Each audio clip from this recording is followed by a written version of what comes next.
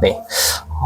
오늘 예배 자리에 함께 하시는 성도님들 한 분 한 분 주님의 이름으로 환영합니다. 주님의 평강이 가득하게 축복하며 바랍니다. 네, 우리 계속해서 야고보서 말씀을 지난번 주부터 계속 살펴보고 있습니다. 야고보서, 그리고 오늘은 은혜를 못 누리는 믿음이라는 제목으로 말씀 전하도록 할 텐데요. 여러분, 야고보서는 마틴 루터 아시죠? 마틴 루터 많이 들어보셨죠? 이 마틴 루터가, 종교개혁자 마틴 루터가 야고보서를 지푸라기 서신이라고 불렀어요. 지푸라기? 지푸라기 하면 되게 가볍게 느껴지죠. 되게 보잘것없는 것 같은데. 그런데 이것을 왜 지푸라기 서신이라고 불렀냐면 보통 우리가 바울 서신을 보면 신학적인 깊이가 굉장히 깊습니다. 그리고 이게 무슨 말인지, 로마서 이런 거 보잖아요. 그러면 무슨 말인지 못 알아듣겠어요. 너무 어렵거든요. 그런데 야고보서는 그런 깊이보다는 되게 프랙티컬한, 실천적인 그런 말씀을 전하기 때문에 좀 지푸라기 서신이다라고 하는 그런 별명이 붙기도 했습니다. 그런데 여러분, 요거는 이제 많은 신학자들이 또 반명하기도 해요. 이게 반대로 지푸라기보다는 벽집을 쌓고 이제 집을 지을 때 지푸라기가 들어가잖아요. 그래서 오히려 더 중요한 복음서, 그 복음과 연결된 말씀이다 라고 이제 얘기도 합니다. 왜냐면 잘 보세요. 누군가 이런 얘기를 합니다. 신학이 중요해? 라고 하는 사람들도 있어요. 신학이 뭐가 중요해요? 그죠? 교회만 잘 다니면 되죠. 여기 동의하시나요? 글쎄요. 신학 굉장히 중요합니다. 이거 오래 다니신 분들은 뭐 많이 들어보셨을 거예요. 하지만 교회를 처음 다니시거나 접하신 분들에게 신학이 무슨 처음 들어보는 단어이기도 합니다. 마치 이런 겁니다, 여러분. 직업 기술에 대해서 내가 전문가잖아요. 내가 이제 기술을 배웠어요. 그런데 지식이 없어요. 이거 말이 되나요? 지식이 없어요. 그냥 사람들이 얘기해요. 야, 지식 중요하지 않아. 그냥 경험만 해. 저 처음 써보는데요? 아니야, 경험이 더 중요해. 지식 중요하죠. 어느 정도 알아야죠. 그쵸? 마치 이런 겁니다, 여러분. 성경 읽는 게 뭐가 중요해? 그냥 교회 가면 되지. 네? 이게 뗄래야 뗄 수가 없는 존재죠. 그쵸? 교회만 다니면 믿음이 생기나요? 아니요. 아니에요. 여러분, 교회만 다니면 믿음이 생긴다라는 논리는 뭐냐면, 그런 신앙을 살아가는 삶을 제가 살아봐서 제가 너무 잘 알아요. 교회만 다니면 어떻게 해요? 힘든 일이 생기잖아요. 그러면 감정이 튀어나와요. 기도가 튀어나와야 되는데 기도 말고 손가락질이 튀어나오죠. 누구를 향해? 하나님을 향해. 왜 나를 이렇게, 그죠? 이게 굉장히 안타까운 신앙입니다. 굉장히 안타까운 지식적인 그런 사고예요.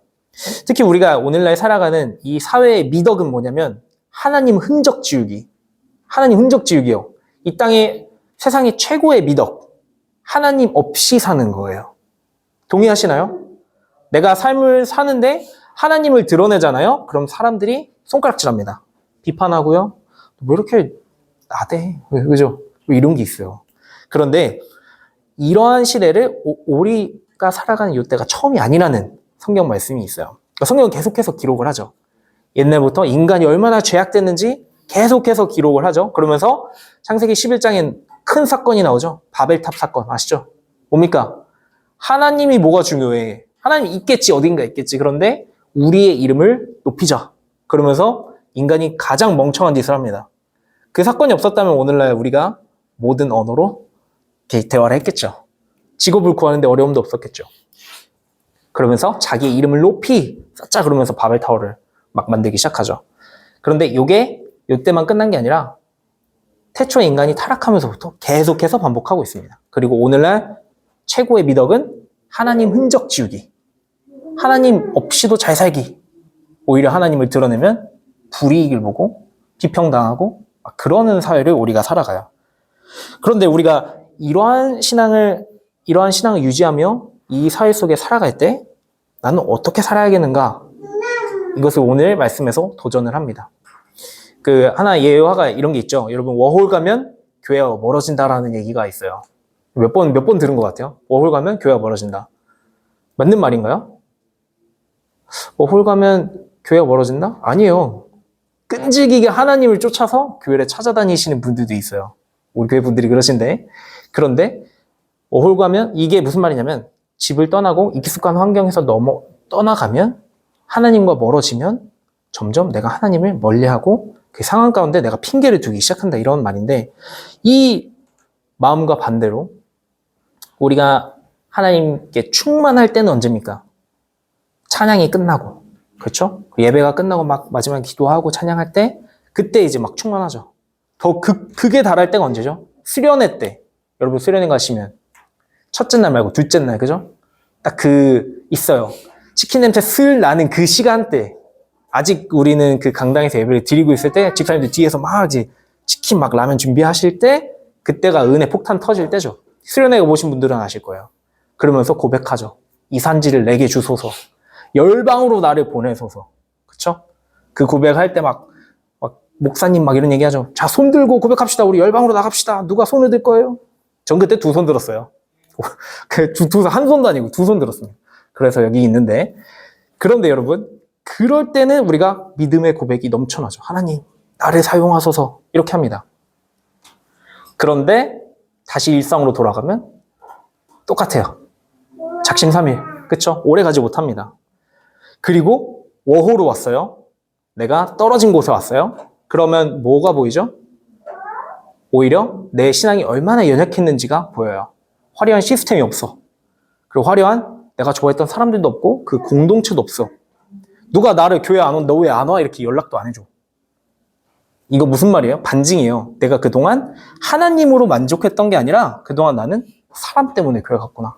그동안 나는 나를 봐주는 것 때문에 신앙생활 비슷한 걸 했구나. 라는 반증입니다. 굉장히 위험하죠. 이게 제 이야기예요, 제 이야기. 저도 이랬어요. 그런데 오늘 야고보서 말씀에서는 이런 이야기를 합니다. 너 믿음 있어? 그런데 믿음 있어도 은혜를 못 받는 게 있어. 그게 뭘까요? 오늘 말씀에서 살펴보도록 하겠습니다. 여러분, 하나님 이렇게 도전하십니다. 오늘 계속 말씀을 듣는 내내 고민 한번 해보세요. 당신은 살아있는 믿음입니까? 아니면 머리로만 맴돌다가 차갑게 식어버린 믿음을 가지고 계십니까? 오늘 말씀 첫 번째 포인트입니다. 최고의 법과 자유의 율법입니다. 야고보서 8장에서 이렇게 선언합니다. 우리 함께 읽어보도록 하겠습니다. 시작. 너희가 만일 성경에 기록된 대로 내 이웃 사랑하기를 내 몸과 같이 하라 하신 최고의 법을 지키면 잘하는 거니와. 여러분, 최고의 법, 쉽게 말하면 왕의 법이에요. 로열 라예요. 그래서 이 로열 라가 도덕적으로 단순히 권고사항을 뛰어넘는 겁니다. 이게 최고의 법인 거예요. 하나님이 주인 되시는 그 나라의 질서법이죠. 뭐냐? 사랑, 긍휼, 하나님 중심, 그 법이에요. 그런데 이 최고의 법 중에 뭐래요? 내 이웃을 내 몸과 같이 사랑하라. 이게 최고의 법이래요. 이 세상에는 권력과 자본에 따라서 법이 좌지우지됩니다. 너무 안타깝지만 오늘날 우리 대한민국의 사회를 너무나 잘 아실 거예요. 흉악범죄를 저질러도 부모님이 있으면 뭐죠? 그쵸, 프리패스. 그쵸? 군대도 안 가는 경우도 있고요.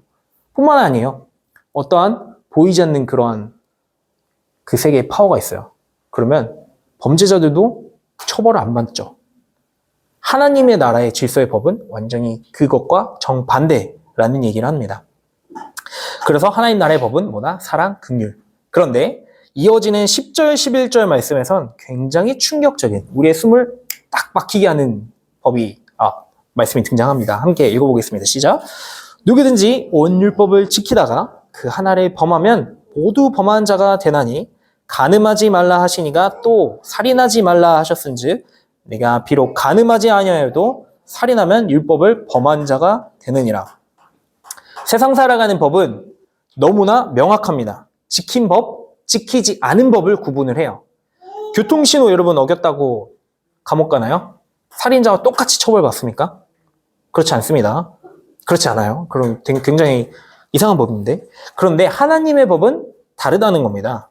왜 그러냐면 하나님의 법은 그냥 율법의 개별적인 조항들, 그런 단순한 조항들이 아니에요. 하나님의 법은 누가 주인이라고요? 하나님, 여호와 하나님이 주인이 되셔서 그 중심이 되셔서 모든 권위, 우리 권위 한번 살펴봤는데 권위, 그 체제가 다 반영이 되는 겁니다. 단 하나의 계명을 어겨도 모든 계명을 너가 어긴 거다. 그래서 우리가 고백하죠. 우리는 죄인인 거죠. 우리 죄인입니다. 우리는 선해질 수가 없어요. 우리가 선해지는 유일한 길은 예수 그리스도. 요게 딱 진리고 사실이에요. 여러분 제가 코로나 시절 때, 여러분 코로나 시절 먼 이야기 같죠? 벌써 먼 이야기가 됐어요. 그죠? 벌써 몇 년이 지났습니다. 코로나 때, 그때 뭐합니까? 재택근무. 너무 그립습니다. 재택근무 너무 그리워요. 재택근무를 하는데, 저도 이제 재택근무를 하고 있었습니다. 그러다가 어느 날 학원에 코로나 케이스가 떴대요. 그 원장 선생님이 단톡방을 막 문자로 돌리시면서 오늘 오지 마세요. 집에서 근무하세요.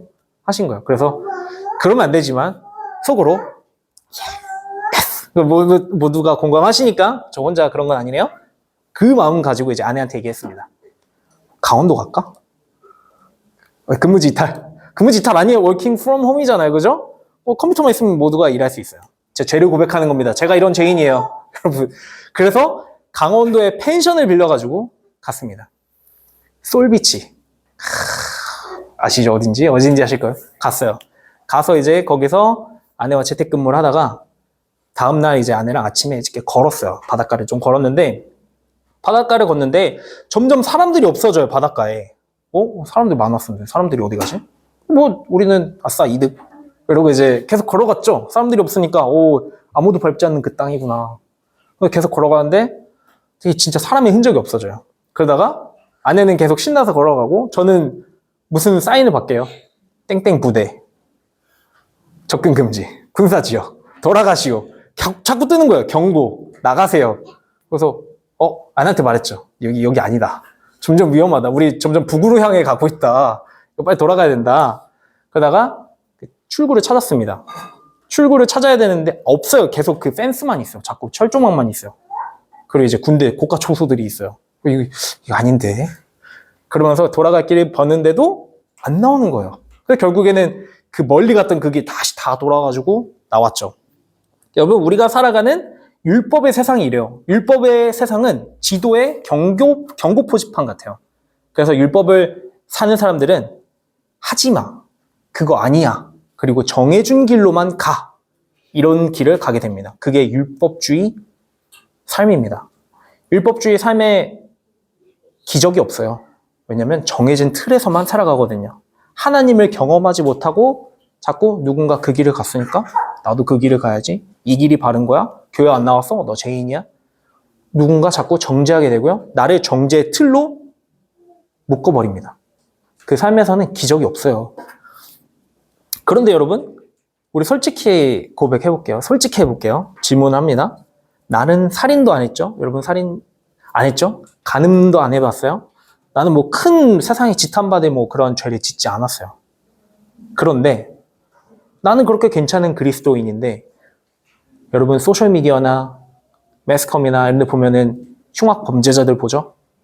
그럼 여러분 그분들을 향해 그 사람들을 향해 어떻게 하죠? 손가락질 하죠. 아유, 처벌 이거밖에 안 돼. 그런 경험 있으신가요? 저도 있어요. 그런 경험이 있어요. 그런데 오히려 지식인 그리고 교회 생활을 오래 하고 교회를 오래 다녔던 분들일수록 거룩이라는 그런 겉포장지, 내가 교인이라는 그리스도인이라는 포장지에 쌓여가지고 거룩한 그런 행실은 하지만 속에는 뱀이 여러 마리가 있을 수 있습니다. 그런 위험에 처해 있을 수 있어요.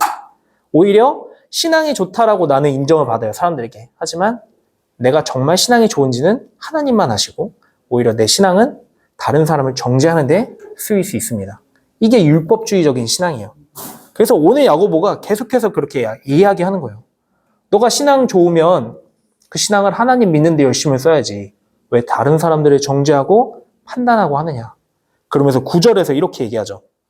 만약 너희가 사람을 차별하면 뭐 한대요? 죄를 짓는데요. 죄를 짓는 거래요. 그리고 그 율법이 너희를 범법자로, 너가 차별했는데 내 차별한 나를 범법자로 만드는 거다. 이게 율법주의적 관점입니다, 여러분. 사람을 차별하는 게 그렇게 심각한 죄입니까? 죄죠. 성경에서는 죄라고 얘기를 하죠. 세상적인 부와 가난의 기준으로 사람을 차별하면, 잘 들으세요. 여기 왜 죄인지 나옵니다. 사람을 누가 만드셨죠? 하나님의 이미지를 따라서, 하나님 형상을 따라서 만드셨어요. 그리고 가난한 자를, 오히려 세상에 버림받은 자를 택하신 분이 절대 주권자 여호와 하나님이십니다. 그런 그 하나님의 차별을 안 하시고 선택하시는데 오히려 내가 그 사람을 차별해요. 막 정죄해요. 너 아니야. 넌 아니야. 왜 너는 조건이 안 돼. 너 학력이 그거밖에 안 돼. 너 교회 얼마나 왔어? 뭐 이제 일주일 돼가지고 너가 무슨 뭘 해. 아니요. 그게 아니라는 거죠. 그렇다면 우리는 어떻게 살아야 하냐? 긍휼의 법으로, 하나님의 법으로 살아야 한다. 복음의 영광을 위해 살아야 한다. 그래서 12절, 13절 말씀에서 이렇게 고백합니다. 함께 읽겠습니다. 시작! 너희는 자유의 율법대로 심판받을 자처럼 말도 하고 행하기도 하라. 긍휼을 행하지 아니하는 자에게 긍휼 없는 심판이 있으리라. 긍휼은 심판을 이기고 자랑하느니라. 예수 그리스도께서 그 십자가의 사건으로 이웃에게 그 큰 계명을 주셨죠. 내 이웃을 네 몸과 같이 사랑하는 거. 그렇죠? 그것을 예수님은 성취를 하셨어요. 그리고 우리에게 도전을 하시죠. 너가 이렇게 살아내라. 그래서 여러분, 우리가 오늘날도 율법주의적인 사고로 살아낸다면 그것은 아직 십자가 이전의 삶을 사는 겁니다. 십자가로 인해서 우린 모든 것을 예수님을 통해서 초월해서 살아가요. 율법이 그럼 필요 없나요? 아니요. 율법보다 더 중요한 법을 우린 따라가죠. 그게 바로 긍휼, 십자가 사랑, 하나님 사랑의 법을 따라가는 겁니다. 참된 자유, 바로 억지로 계명을 지키는 것에서 오는 게 아니라 그리스도 안에서 복음의 영광을 누리며 살아갈 때 오는 게 참된 자유의 법이라는 거죠. 여기서 이제 오늘 신학적인 용어가 많이 나올 거예요. 그래서 야고보서는 지푸라기 서신이 아니라는 걸 제가 증명하기 위해서 하는 겁니다. 그래서 두 번째 포인트인데요. 귀신의 믿음, 성도의 교통입니다. 에이, 귀신이 어딨어? 귀신 왜 없어요? 귀신이 성경에서도 여러 차례 등장을 합니다. 그쵸? 근데 여러분이 생각하는 네 다리 내나 그런 귀신이 아니라 세상의 악한 영을 말하는 거죠. 잡신, 그 잡신, 귀신 뭐 다 똑같은 단어긴 한데 힘은 없어요. 네.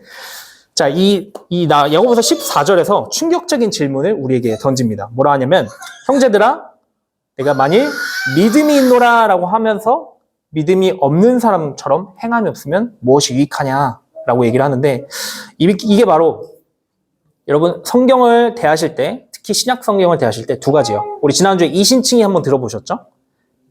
예수 그리스도를 주로 믿음으로 나는 구원받았다. 그쵸? 믿음으로 의롭게 된다. 그쵸? 믿음으로 의롭게 된다. 끝. 이건 바울이 계속해서 말했던 그 신학의 기초고, 야고보서는 이제 뭐라 하냐면 행함이 없는 믿음은 죽은 믿음이다. 아니 저번에는 내 구원은 행함으로 오는 게 아니라며요. 근데 야고보서는 말하잖아요. 행함이 없으면 죽는다며요. 이 두 가지로 나눠지나요? 아니요. 잘 들으세요.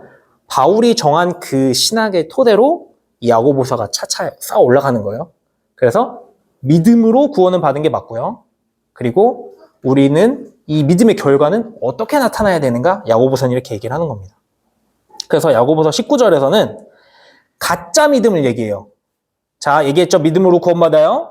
그런데 믿음의 결과는 순종입니다. 그런데 믿음의 결과 없이 그냥 난 교회만 다녀. 교회 다녀? 나도 교회 다녀. 너도 믿음 있어?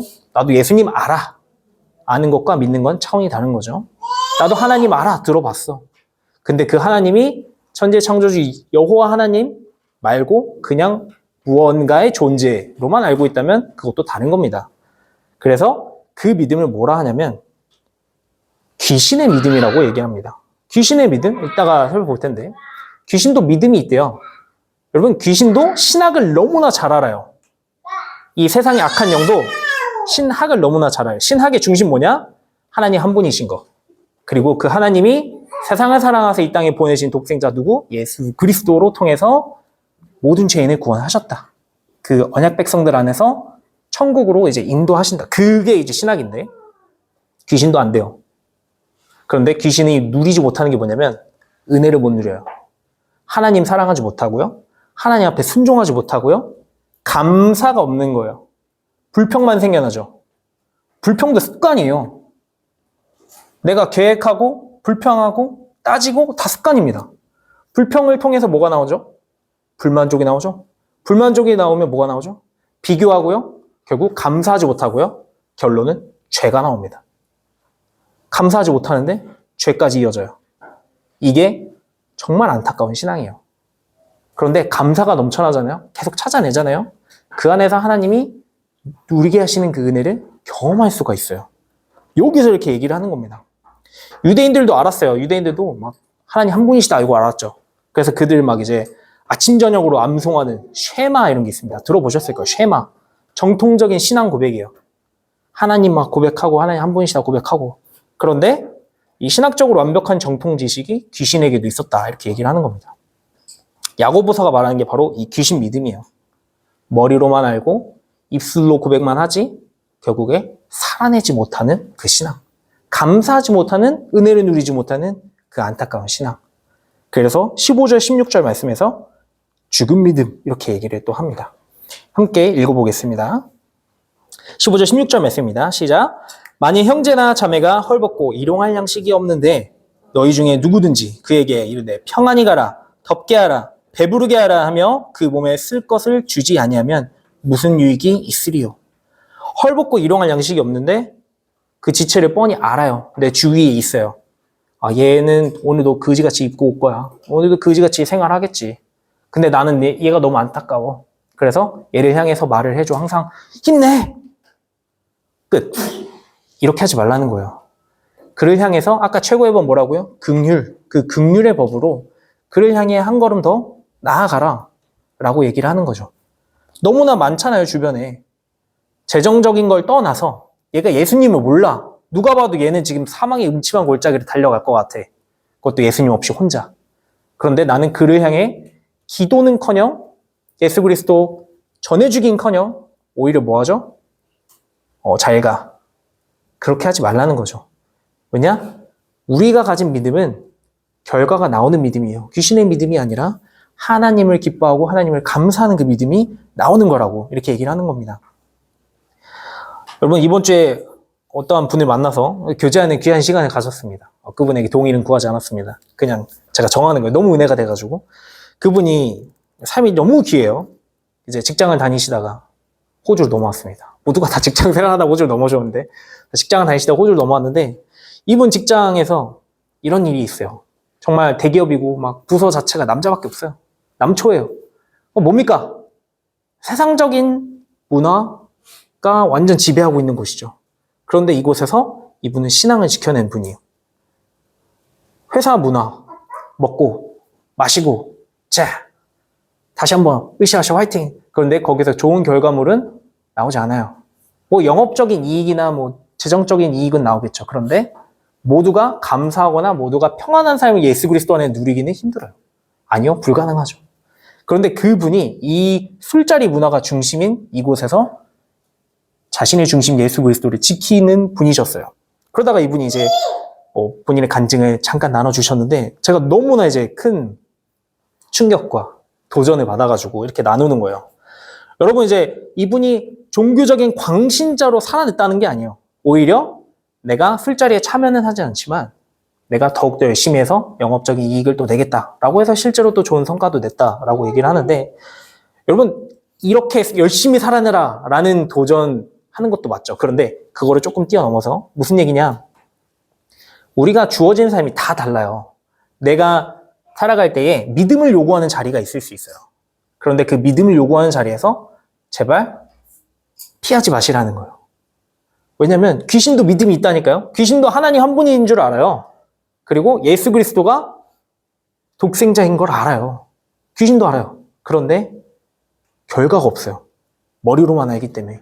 그런데 우리는 뭐죠? 예수 그리스도가 피값으로 주고 사신 하나님의 귀한 자녀들이죠. 아까 찬양이 고백했잖아요. 이제 나는 옛사람 아니요. 사망에서 나를 건지신 주의 자녀라고 그 고백을 했잖아요. 여러분 우리 삶에는 결과값이 있어야 됩니다. 순종이 있어야 돼요. 그 순종을 통해서 열매가 맺혀져야 됩니다. 오히려 내가 복음에 정말 그 영광에 치우쳐서 잠겨가지고 야 이번 주에 내가 교회 갔는데 너무 좋은 말씀을 도전받았다. 혹시 너가 나눌 기도 제목이 있느냐? 또는 내가 기도하는 중에 너가 생각이 났다. 혹시 기도 제목이 있느냐? 라고 복음을 흘려보내는 삶을 사셔야죠.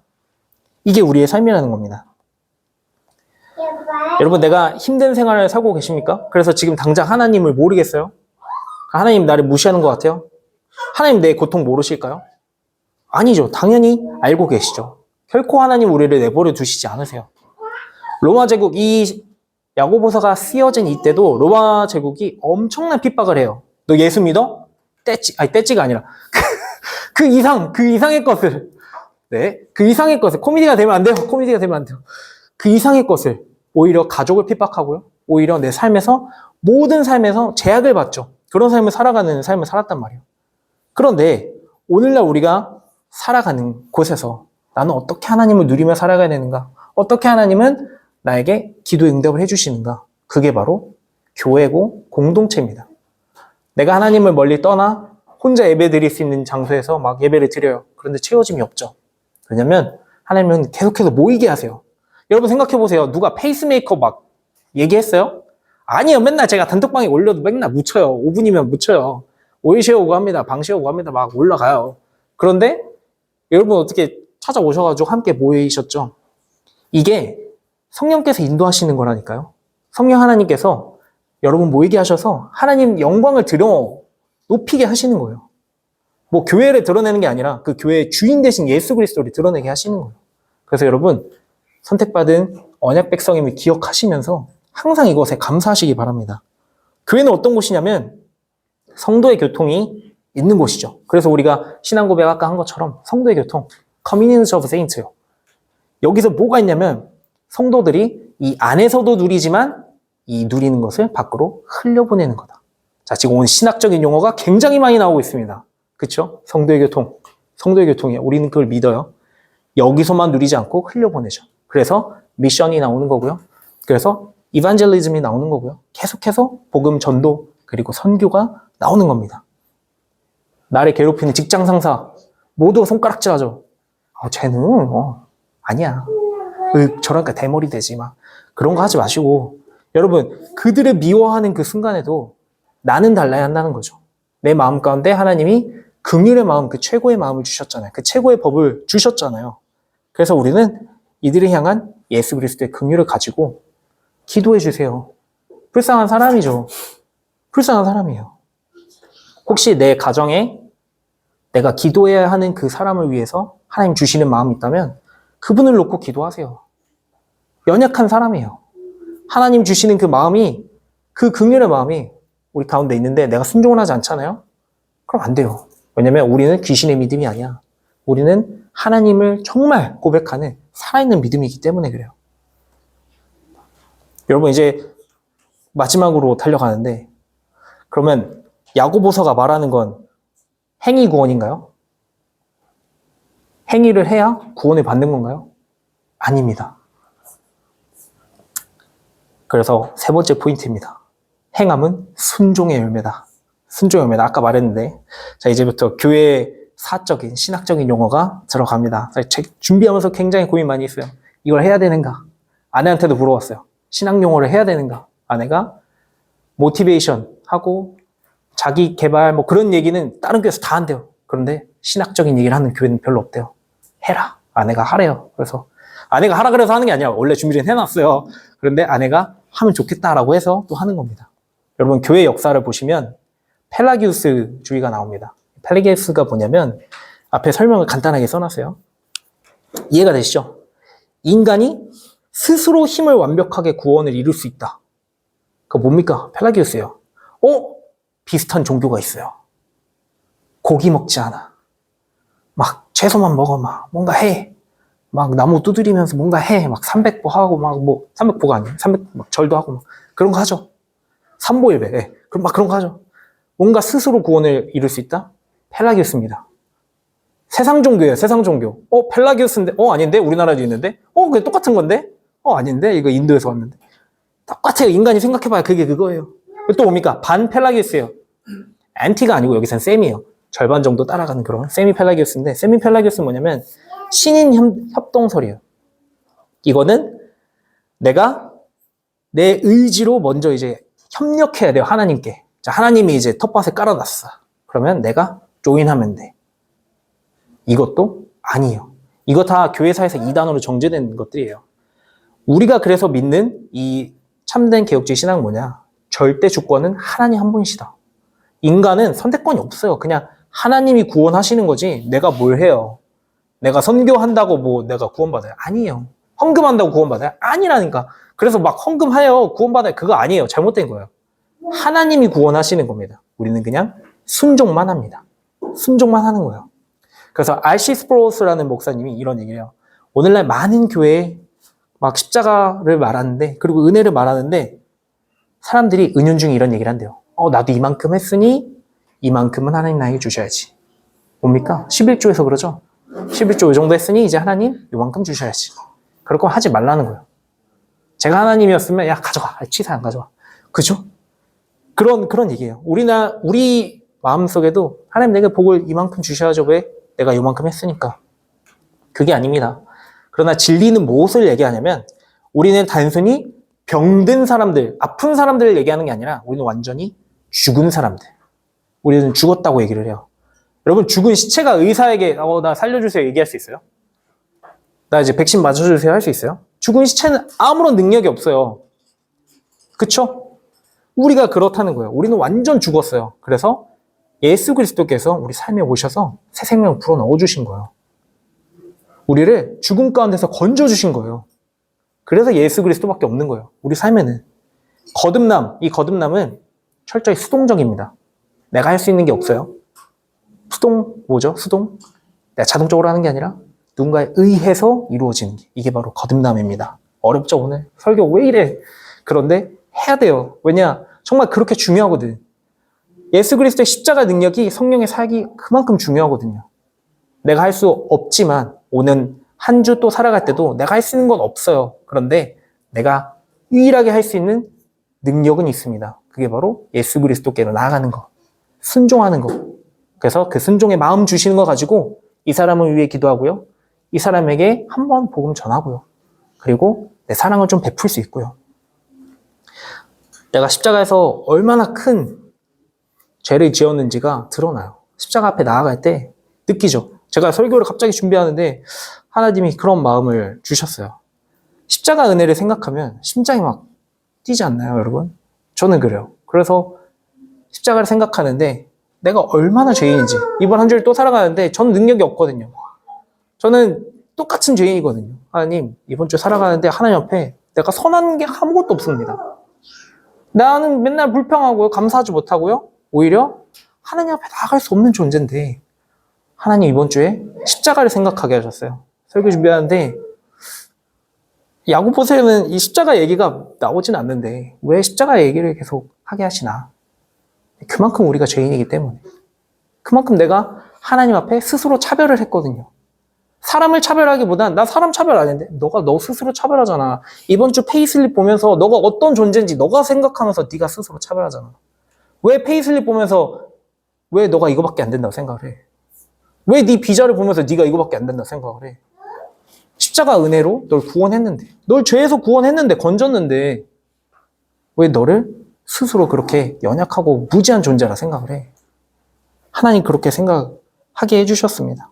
내가 고작 이거밖에 안 되는구나 라고 좌절할 때 하나님께서는 어느 순간부터 너는 내가 피값으로 주고 산 귀한 자녀야 라고 계속해서 마음 가운데 각인시켜 주시고 생각하게 하셨어요. 원래 돈에 관심이 없었죠? 그런데 돈을 벌기 시작하면서부터 내가 써야 되는 게 보이고요. 내가 모아야 되는 돈이 보이고요. 하나님은 저 뒤로 밀어버립니다. 내가 당장 내 미래에 원래 관심이 없었어요. 생각해보세요. 언제부터 미래에 관심이 있었어. 그런데 내가 계획을 세우면서 하나님을 뒤로 밀어버립니다. 하나님께 기도하기보다 하나님께 나아보기보다 그냥 하나님 이번에도 이게 필요해요. 이번에도 이 길을 가야 돼요. 그래서 뭐 어쩔 건데. 그래서 그 뒤에 뭐가 나오는데요. 하나님의 영광이 나오나요? 감사가 나오나요? 기도 끝엔 평안이 있어야 되고 감사가 넘쳐나야 돼요. 아무리 우리가 힘든 상황이 있어도. 그런데 그 고백이 나오지 못했던 제 자신을 이렇게 하나님 보게 해주셨습니다. 소셜미디어 그만하시고 거기에 나오는 건 맨날 뭐예요? 영주권 보게하고 누군 집 샀다 그러고 누구는 뭐 차 샀다 그러고 누구는 뭐 잘 살고 저렇게 하는데 나는 맨날 이 지겨운 일터에서 이러고 있고 그게 아니라는 겁니다. 우리의 자랑은 예수 그리스도고 그 십자가라는 그 사실을 하나님 계속해서 우리에게 보여주십니다. 우리 갈라디아서 6장 말씀 함께 선포하겠습니다. 시작! 그러나 내게는 우리 주 예수 그리스도의 십자가 외에 결코 자랑할 것이 없으니 그리스도로 말미암아 세상이 나에 대하여 십자가에 못 박히고 내가 또한 세상에 대하여 그러하니라. 아멘입니다. 여러분, 이번 한 주 우리 또 살아갈 때 우리의 유일한 소망 대신 예수 그리스도를 바라보아야 합니다. 만왕의 왕 대신 그분께서 하늘 보좌를 버리고 이 척박한 땅에 오셨습니다. 그분도 모든 걸 다 내려놓고 이 땅에 오셨는데 우리는 그분의 초청 앞에, 그분의 부르심 앞에 아멘하며 순종하며 엎드리며 나아가야 합니다. 십자가의 못자국이야말로 우리가 자랑해야 될 거예요. 내 부족함, 내가 뭐 이룬 성취 그런 거 자랑할 거 아니고 십자가에 못 박히신 그 예수 그리스도만이 우리의 자랑 되시길 바랍니다. 여러분, 우리가 예배 끝날 때 찬양하잖아요. 이게 성경적인 겁니다. 이것도 신학적인 거예요. 성경의 마지막 보면 구원받은 모든 백성들이 덕시얼리지라고 해가지고 하나님을 이제 찬양해요. 깊이 올려드리며 끝납니다. 우리의 삶도 그렇게 끝나야 합니다. 그냥 기도로 끝나는 것 하나 더 넘어서 하나님께 감사하며 찬양하며 우리 삶에 어떻게 이분이 일을 하시고 구원하시는지를 누리시길 바랍니다. 우리 이번 한 주 또 살아갈 때 그리스도의 영광스러운 은혜를 말미암아 또 이 척박한 삶에서도 치열하게 살아가겠지만 그럼에도 예수 그리스도를 자랑하며 살아내는 우리 성도님들 되시길 예수 그리스도의 이름으로 축복합니다. 다시 함께 기도하겠습니다. 하나님 아버지 감사합니다. 우리를 또 이 땅에 보내주셔서 하나님, 내가 정말 하나님 외에 다른 것을 묵상하고 있었던 것들을 이 시간 깨닫게 하셔서 감사합니다. 하나님, 이제 내가 얼마나 연약하고 부족한 존재인지 고백하오니 하나님 모든 것 다 내려놓게 하시고 이 시간만큼은 또 이번 한 주만큼은 또 예수 그리스도의 십자가를 가지고 묵상하며 그 마음 가지고 또 복음을 흘려보내는 삶을 우리가 살아내게 하여 주시옵소서. 감사합니다. 우리 구주 예수 그리스도의 이름으로 기도드립니다. 아멘. 우리 시간 함께 찬양하며 나아가도록 하겠습니다. 죄송한데 그 뒤에 카메라 꺼주시겠어요? 이게 카피라이트 때문에 그냥 레코딩만 꺼주시면